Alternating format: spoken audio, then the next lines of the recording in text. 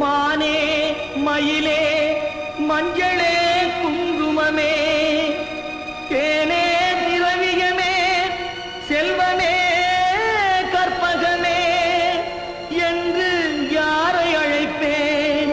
யாரிடத்தில் துணையிருப்பேன்? காதலித்த கண்மணியை கைவிட்டு வந்தேனே. பூமுடிக்க நின்றவளும் புறப்பட்டு போனாளே.